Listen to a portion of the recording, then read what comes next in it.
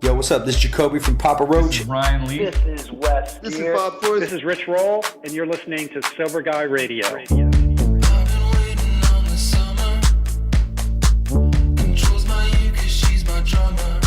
Yo, what's up? Thank you for tuning in today. Thanks to Humans for bringing us in, and thanks to you for supporting the show. Have you checked out the I Am Sober app? If not, you can go to thatsoberguy.com right now and you can download it there. Best thing about that, you can download it for free. I Am Sober is helping thousands of people out there just like you get sober and stay sober. Now you can get an overview of your sobriety milestones. You can see how much money you saved. You can also get daily notifications to help keep your ass on track and headed in the right direction. It's a great tool. Like I tell people, it's not something that's going to save your ass. You're not all of a sudden going to get a little app and you're going to get sober and stay sober forever. There's a lot more work that goes into it, but it's a great tool to put in your little toolbox there and help you get through a day even. So I know for me, I like checking and seeing how much money I've saved. I know I've said it a couple times. It's like over like $30,000, I think, since I was able to get sober, when I estimated that at about $20 a day. So it's kind of cool to track that stuff.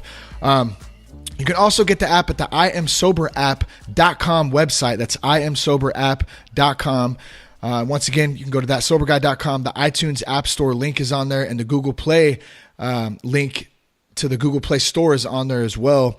Nick and the team over there at the app, I Am Sober app, are doing a great job. They're cool cats over there. So help support them. Give them some feedback on the app and enjoy it. You can go there and download it for free today. Our guest today, super pumped about this. We're going to learn about Treehouse Recovery, and our guest, Justin McMillen. He's the founder and CEO of Treehouse Recovery, and Neil Trusso, the physical empowerment director of Treehouse Recovery. Neil's also a former U.S. Navy SEAL from 1989 to 1997. Their program is pretty badass. It's called Action Based Induction Therapy, or ABIT, and it consists of various team-based drills adapted from Navy SEAL training exercises. So I want to welcome both of them to the show today. Justin, Neil, it's great to have you. Thanks for spending some time with us on Sober Guy Radio. No, thank you. It's great to be here. Yeah, it's really good to be here. Thank you, Shane. So Justin, let's start with you, man. Tell us a little bit about yourself. What got you into recovery, and then going on to work in the recovery field, and then we'll jump over to Neil. Sure. Yeah. So I'm sober myself. I'm in recovery, as you said. So it's been about almost 10 years. It'll be 10 years this June. And after I got sober, I mean, I guess it's more about kind of how I've been in my life. I'm somebody that's just, I've always had a part of me that wants to better the world around me. It's just a big part of who I am. It's been there even before my active addiction, even in ways, during my active addiction, I just always gravitated towards helping other human beings, and to try to better the world around me. And I would say that's kind of what gets me up in the morning. So after I got sober, got involved. I was living with a group of guys, and we all got sober together, and we kind of unofficially turned what we were doing into a sober living, and then grew that over time, and ended up did that for about 5 years, and had an opportunity to witness thousands or about 1,000 people over a 5-year period coming through the different houses that I'd had. And that kind of was the catalyst for, getting into the treatment side of things. And there's a lot to it, but yeah, I mean, I guess this is, looking at it now, I didn't think I would find myself here when I was younger, but it all just makes perfect sense now. Yeah. It's you know what I mean? Oh, it's yeah, totally. Yeah. It's like life has a strange way of sort of revealing itself and letting us know what it is that, we're meant for. And I truly am built for the work that I do. And in that time, I ended up, connecting with, I'm also a person who's just been blessed with absolutely amazing people in my life. And I just have some of the most beautiful human beings around me, super talented, super inspired. And part of kind of my DNA is just bringing people together, uniting people for a common cause. And so through that, Treehouse was born. And yeah. What year was Treehouse opened? It's been 5 years, so Nice. 2012. Yeah. That's Yeah. cool, man. Super cool. Neil, how about for you, man? Let's jump over to you. You're the physical empowerment director at Treehouse. I mentioned former U.S. Navy SEAL. So other than kicking some ass back in the late 90s or late 80s, early 90s, man, what's this been like for you, this experience? And tell us a little bit about your work you've done before as a SEAL, and then maybe just a little bit about your personal life, and then how you got hooked up with Treehouse Recovery. It's been a lot of fun. It's been kind of magical, to find a home, because like I said, I was 17 when I went in the Navy, Mm-hmm. so I was pretty young, pretty hyper guy my whole life. Very very physical, pretty definitely smart. Standard like ADHD stereotype, like super smart but bored kind of thing. Yeah. Moving around. You did the military thing. I did that pretty hard. Like I said, I was 17. I turned 19 on my first deployment. Did a lot of work. Ended up being a training cell instructor for my last 9 months to the year end, which was really, really eye-opening. I love doing that stuff, like teaching, training. Bounced around after the military, went to school, played in 2 different collegiate teams. That adventure racing I'm just a little hyper guy. I kept moving around. Yeah. And then ended up coaching a lot of kids. I ended up working with a lot of kids, pretty much consistently, no matter what I was doing. Whether any kind of work I was in, I'd always coach something. Yeah. And so I found myself, just jumping into a field where I'm actually working with people. And I'm finishing up my master's degree in education, and I met Justin about 16 years ago.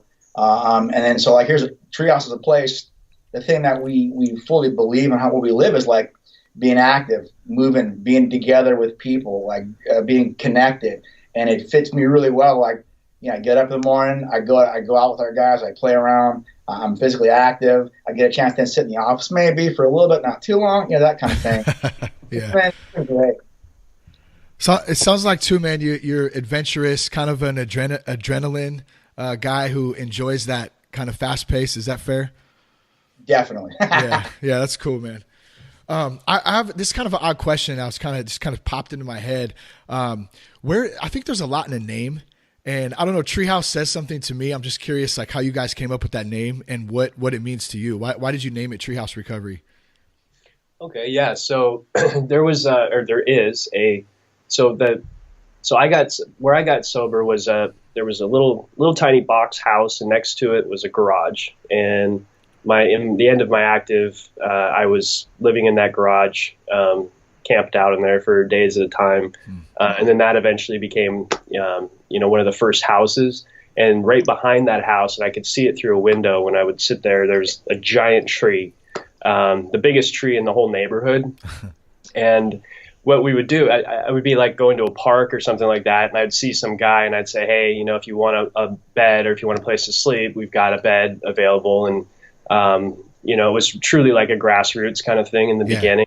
And I would tell people, just go to the place with the biggest tree. And there's a huge tree on the property. You can't miss it. Just walk over there. You'll see the tree, and knock on the door, and someone will be there to give you a hand. And then they'd either go to Charlie Street and detox first or whatever. But they, guys would kind of find their way to the house. And so that was the starting point. It was like the tree house. And then it became, in discussion, it was like this idea that there's a safe place for people to be together, and that there's this sort of brotherhood, that this idea that it's, like the secret knock kind of thing. Like, That's tough. Like a spot where you go and you have other people and, late night conversations, guys staying up, talking and really kind of trying to make sense of life and themselves. So yeah. And then it stuck. And now we're here. Yeah, so. Man, no, that's cool. And I'm glad that you kind of explained that, because it's funny how you remember back in the day when you hear a song and you think maybe there's a certain word or a phrase in the song, and you thought for years that they were saying one thing, but they were actually saying something totally different, or it meant something different. That's I'll tell you what it meant to me. When I saw Treehouse, it stands out, number one, but number two, it took me back. It made me feel comfortable, because I I kind of affiliate like a Treehouse, like with my childhood, like as a kid, like being a kid. And I know for me, in going through therapy and trying to stay sober and kind of backtracking and working through a lot of the things that, I went through as a kid, which a lot of us go through when we're kids growing up in dysfunctional families, all kinds of crazy stuff that goes on in our childhood. The Treehouse is, man, it's that safe place. So when I first saw it, I was like, oh, Treehouse, it immediately drew me in. But it's cool to hear the actual meaning of it too. Go to the house with the big ass tree in front and we'll help you. So pretty neat stuff, man. I'm sorry I yapped a little bit there, but I get a little excited about that. And you got it. I mean, I think it's hit you in that same way. So that's great. It's cool. So let's kind of talk about your roles individually, and Neil, let's start with you, physical empowerment director. I've said that a couple of times. Tell us what that is, and then how are you incorporating your training, your prior experience as a Navy SEAL into the program itself? Yeah, well, Treehouse is, I think, one of the few, if not probably the only one that I know of that we're equally. We believe that physicality is equally as important as, say, the clinical side of things. So the three modalities that I'm overall in charge of would be like the Action Based Induction Therapy, our ESM, which is like the gym and working out 5 days a week. Not I was going to say the C word, the CrossFit word, but it's not really that. It's actually a lot different, a lot more fun. And then embodied presence, which is like a yoga mindfulness. It's all connecting to your physical bodies. So I run, basically we have Justin and I kind of oversee the ABIT along with another gentleman named Bobby. And then we've got Ryan and Kathy who run the other two programs. So all of our guys in our program are running through these things, and they're doing probably at least 10 sessions a week in these modalities. So they're moving hard. The staff sees them probably more than the one-on-one therapists do often. So they're seeing them in the environment where they, you know how guys, when they wake up in the morning, they get a chance to take a shower, put their clothes on, put their face on, right? Everything's good. Got it. We like bright and early before they've done any of that. And they're like, I'm tired. I'm cold. I hate this. Right. Let's work on this now. So it's pretty cool. And one of the things that we do, like, I love the team building thing. I mean, I'm a firm believer in any one of us is amazing, right? And we teach our guys that you're amazing, but put you together with somebody else, you're probably 4 to 5 times even more amazing. And if I were to do on a team, we say up to 12, you're pretty much just infinite, right? You can do whatever you want. We firmly do this, and I can tell you, we've seen this. When our guys come to treatment, they're able to do amazing things that they never thought was possible for them. Yeah. One of the things is, so imagine this. It's probably like 5:45, 6 o'clock in the morning. Was it like 55 degrees right now in the morning? You're on the beach. You see these dudes walking up on the beach in wetsuits carrying these blue inflatable whitewater raft boats, and they're all coming together. They put the boats down, hop in the boats, and jam into the ocean. These are not drug addicts. Yeah. Not substance abusers. These are guys that are up early, moving. They're facing challenges. They're learning how to overcome uncomfortable situations, which, when they're done with treatment, they're definitely going to be dealing with those things. But they're doing it with peers, with other people, and they're getting pushed, decent. It's good. They've done some pretty amazing stuff. They tackle some big waves. We make sure that everyone gets a voice. It's totally safe, but it's more than what they're used to. Yeah. And learn that they're able to just overcome so much more. Like you said, that whole thing from childhood, right? Everyone's gone through some stuff. Yeah. We're giving them an opportunity. It might even be considered like playing and recreating a new version of that childhood, a more modern one. Like, hey, now you're 22. What happened when you were 15? Well, look what you just did. Now you've got something tangible, like concrete. You can't ever say, well, I'm just broken, but you did this. Yeah. And I can tell you the things they do is I've put in, like, there's one small thing they do where they actually complete one of the tests that's in BUDS. It's a physical test. I don't want to give it away, but they actually do it. Every single one of the guys that have come to us, no matter what background they have, physicality, non-physicality, like blue collar, white collar, whatever, they've all passed it. So I can always say, look, man, you've all done this. You're all amazing. So this is the proof. If it's one step they can use to build themselves up, at least it's something, Yeah, that's badass stuff right there. And you're talking about we kind of mentioned the adrenaline a little bit earlier. That type of thing for an addict, I guess, maybe you're looking for the adrenaline, you get it in the drug. Well, now you can go back and you can get this natural rush, this natural adrenaline high from charging the ocean and going out in a raft with a couple of other dudes. I mean, that's some gnarly stuff. I think I mentioned before we started recording, we were out at the Foundation's conference in San Diego last year. My wife and my two kids, we were out walking on the pier there in Coronado. It must have been 9:30 at night, and they were doing some of the budge training out there. Dude, that stuff is gnarly stuff. So you're taking guys who are early in their recovery and replicating some of that stuff. Man, that's a wake up call right there. And I would imagine that they're finding some things in themselves that they never even thought existed. Exactly. Yeah, Shane, that's the idea, is that, these guys being put in a situation where they're overcoming adversity is a huge deal.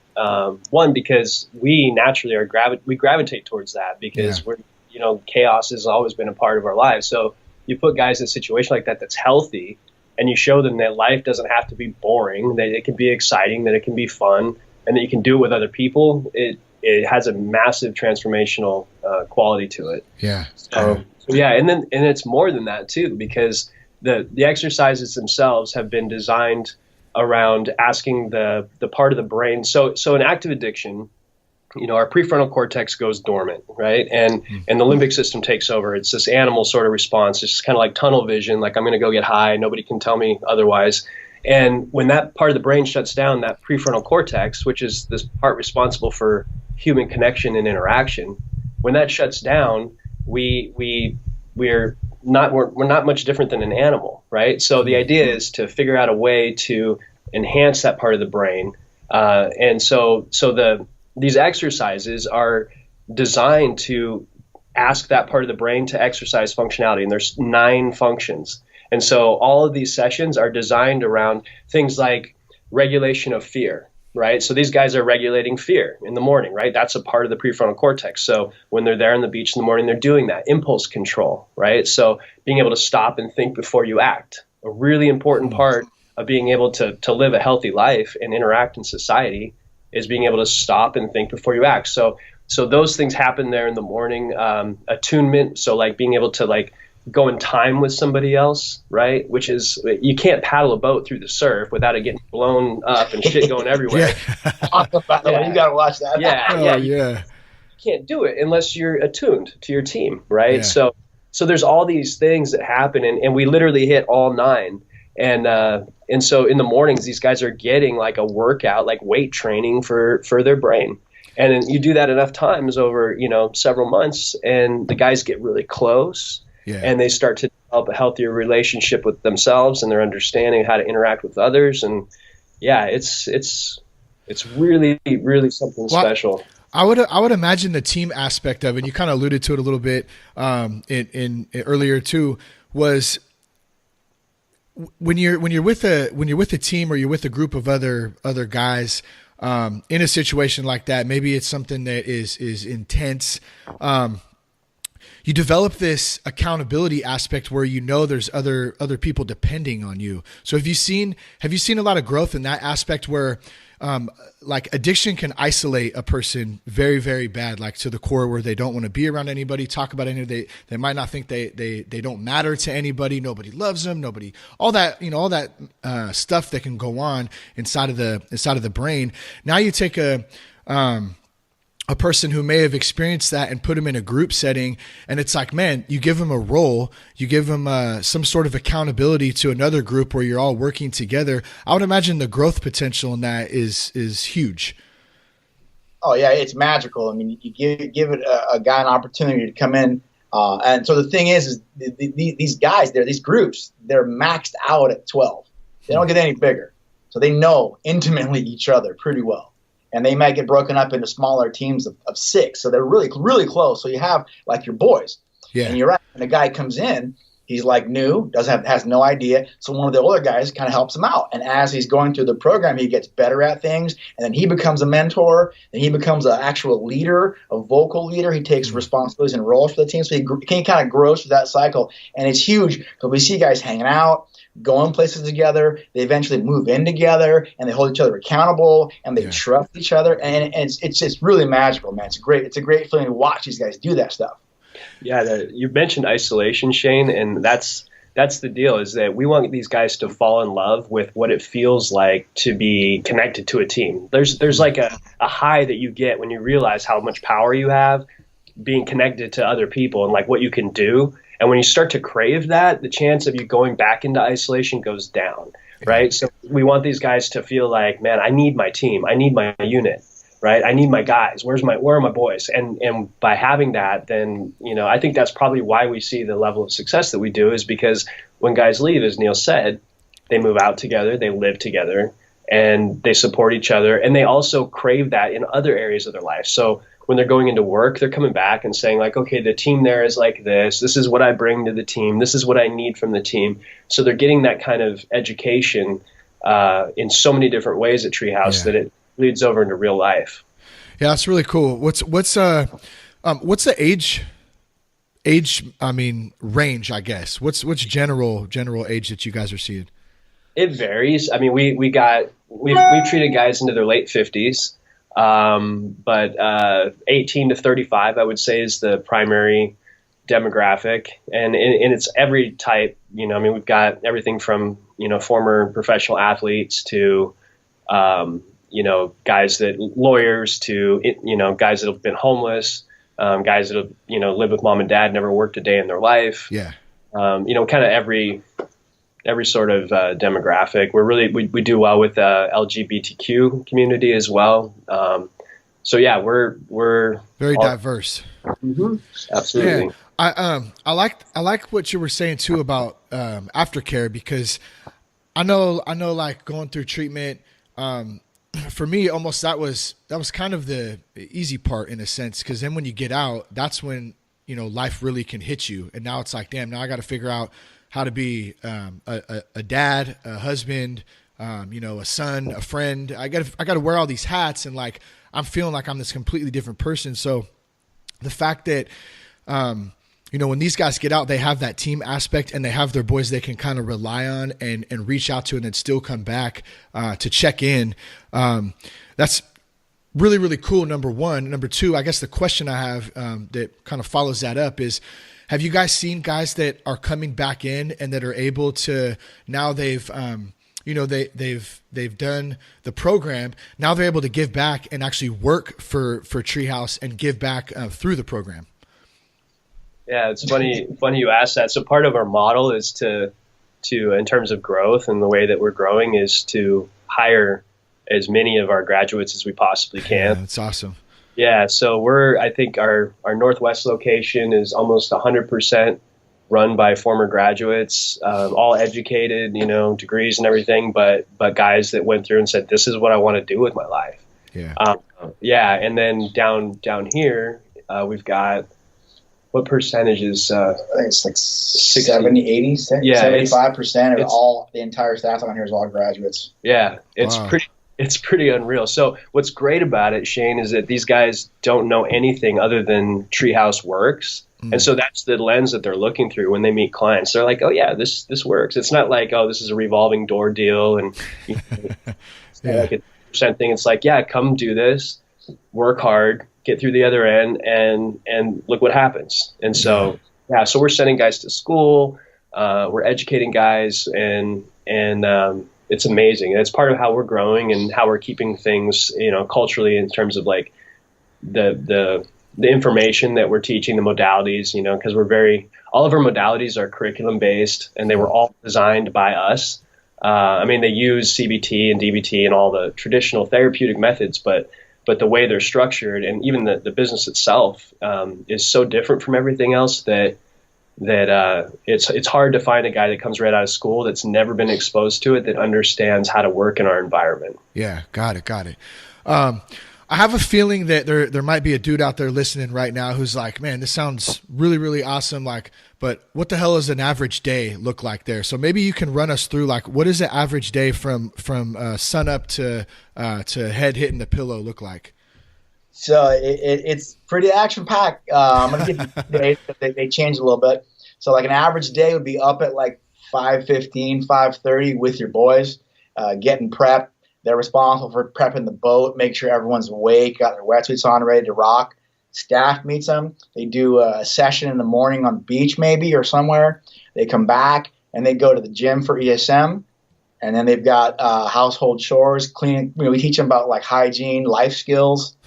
They'll come in for an addiction education group with the clinical side. Then they'll have breaks throughout the day where they'll be meeting with their one-on-one therapists or their literary therapist.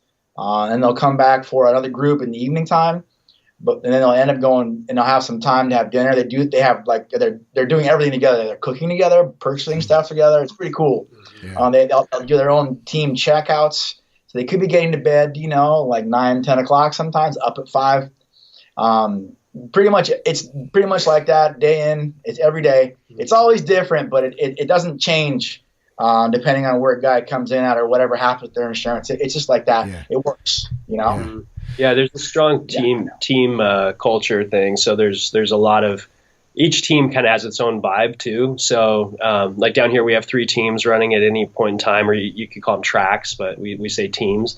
And each one has its own vibe too. So like you could go to the house in the morning as the guys are getting ready and people are like cooking food for each other. Everybody's laughing and, playing around, horsing around. It's like, it's always kind of like this. There's like an energy, like an inertia moving forward. So new guys come in, get pulled into that. And it's just a lot of fun, So the beginning of the day is all physical and then it goes clinical, right? Yeah. The physical side, it's also designed to get you to, get your body ready to learn, calm down, get your blood pressure going. It's the same thing they do in the embody your presence or the yoga side. They do an active warm up on every other day, or they end their day in a yoga group, which is pretty cool. But the guys you should see some of the shenanigans they pull on themselves. I bet it's pretty funny, man. If you put a camera or a fly on a wall in that, I bet there's some pretty comical shit that goes down. Yeah. I get jealous sometimes. I walk in and you guys, this is your world. I mean, like I'm married with 3 kids. I've got a very different life now. Yeah. And like I walk in and it's just, you just feel like you're in this place with like a bunch of like the coolest guys hanging out. And it's just like a treehouse, man. You're up in a treehouse hanging out, man, shooting the shit. Totally. And it's cool because anyone can come in, whether or not they think they've never done anything physical. It doesn't matter. The whole goal is to find out what the best you is. It's not what the best, my expectation is nothing. So we're going to push you to be the best you. Whatever that looks like is great, as long as you're trying. The other thing we do is we'll take our guys and do like mud runs or do like races like that, and you'll be shocked at the guys that have been in our program for like 2 months and how well they do, and they finish in the top 100 of these races. And they're like, I've never done it in my life. I've never been any athletic at all, but here I am competing. It's crazy. They find this confidence. One year we did a bunch of triathlons. It was insane. Like we just changed up some of the training stuff. Neil dialed some things in and basically trained everyone to run these triathlons. And we went out to Catalina. We had a bunch of people place first. Really? It was insane. I mean, these guys were shooting tar like 2 months prior, and now they're seriously like athletic, just dialed and loving it. Yeah. It's pretty beautiful. Yeah, it is, man. It does sound like you guys have found, a certain formula of between because I know like physical exercise, that's something that is huge. Like, and it could be just, when I say exercise, I'm kind of grouping that in with like yoga, stretching, like all kinds of different, being active, I guess. Are you doing something specific? Are you just taking a jog? Are you going on a walk? I know for me, those types of things have helped out tremendously. Like when I've been in a spot, and if you kind of get on that schedule where you're getting into a groove and getting into a pocket of that, it helps to take away some of the hard stuff that you might be dealing with too. So Pretty neat stuff, man. What are you guys' plans moving forward? I saw that there's you guys have a house in Oregon, right? Is that right? There it is. Yeah. In Portland, Oregon. And then you have down in Southern California. Are those two facilities similar in a sense, or are they same program, but just different area? How does that work out? Yeah, so the Portland one is all the same programming with the exception of Action Based Induction Therapy with the boats. So it's the same backbone, but it's a different platform that the therapeutic model is developed. Yeah, too far from the ocean, man. Plus, it's really cold. I was just gonna say it's too damn cold up in Portland, man. You freeze your balls off out there trying to jump in the ocean. Crazy. Yeah, so it's a martial arts platform up there, and Neil and I and another gentleman, Robert Funk, we developed that together. And Neil almost killed me when we developed it. He put me in the hospital. Yeah, whatever, man. We were just farting around doing kickbox. No joke though. It was crazy. Yeah, you just be careful when you decide you want to like spar with a Navy SEAL every day. You end up hurting yourself, especially when you're old man. Yeah. But for reals though. Yeah. What'd you do to him, Neil? What'd you do to him? I want to hear. I just kicked him in the stomach, but I don't think that's what really happened. No, it was crazy. They couldn't figure out what was wrong with me, and then he found out Neil bruised my pancreas. And oh wow! Yeah, and it blocked up a tube, and then my body started eating itself. That's total bullshit. It was nuts. It's true. It's true. But hey, this is the sacrifices you make to create I've stuff. I've never hit you as hard as I can. Never. No, he hasn't, which is scary because if he did, I wouldn't be talking to you right now. So. No, but up in Portland, they have their action-based induction therapy is MMA-based. So they use, like, say, a month of boxing, a month of kickboxing, and a month of wrestling to do the exact same stuff they would do with the boats, geared to not, again, there's no one's getting trained to be a fighter. They're just using these type of movements to do the same stuff, the forethought, the thinking, the human interaction, especially attuning. Like, hey, man, are you kicking this guy too hard? Are you doing something too wrong? Yeah. Connect to them, and it's magical when they do that stuff. They're connecting. They're really tied up there too. It's really, really fun. It's pretty cool. Yeah, no, I bet in Portland, Portland's an area that is really been hit hard by heroin and the whole opioid spot too. So is that the majority of guys that you're seeing coming in? Is it heroin? Is it alcohol? I know you guys have a pretty diverse program. You already kind of established that, but if you had to kind of focus on, what you're seeing a lot of coming in, what would that be? Opiates, for sure. Yeah, there's no question. Heroin is it's rampant. I mean, it's I would say over 80% at any given time. That's what we're seeing, and it's and it has that been pretty tough to work with. I mean, especially with younger guys coming in. That are just straight dope sick physically. What is that process like in trying to get them, back to just a state of mind where they're conscious almost? It's important that we talk to them like, look, man, it's going to be rough the first few weeks. It's okay. Do your best. And we kind of push them physically so that they can get onto a normal eating and sleeping cycle as fast as possible, which helps that. And the constant movement helps get that stuff out of their system pretty quick. And we have a medication-free philosophy at Treehouse, so we're not into medication-assisted treatment, and that's working very, very well. So, in terms of, guys go through detox, so there is meds for that.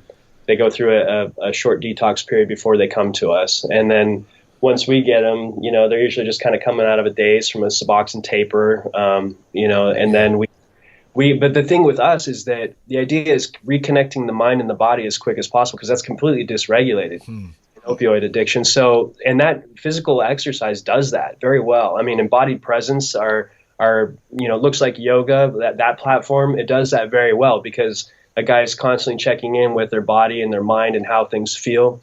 It helps to build the serotonin levels too back up, right? Because I know at one point your serotonin levels are completely depleted when you're coming off of, especially opiates.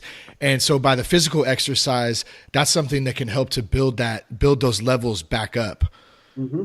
Absolutely. Yeah. And that's the idea is that we kind of go from the standpoint that you have the best pharmacy you have is within you and that with through action that you can very quickly rebuild and get your body to sort of a homeostatic balance, as quickly as possible. So that, and another side of it too is that, when guys come in, that, all of us, like, we spend time, basically evading emotions and feelings through ingesting mind-altering substances. That's what we're used to. And then coming into a program, like, the idea is that, giving more drugs to change the way a guy thinks and feels is really counterproductive in terms of the medication-assisted side of things. So our goal is to get them really looking at, like, how do I feel naturally, and get them back to a state of balance as quickly as possible. Yeah, that's great, man. So, I mean, you're really working that spiritual connection inside.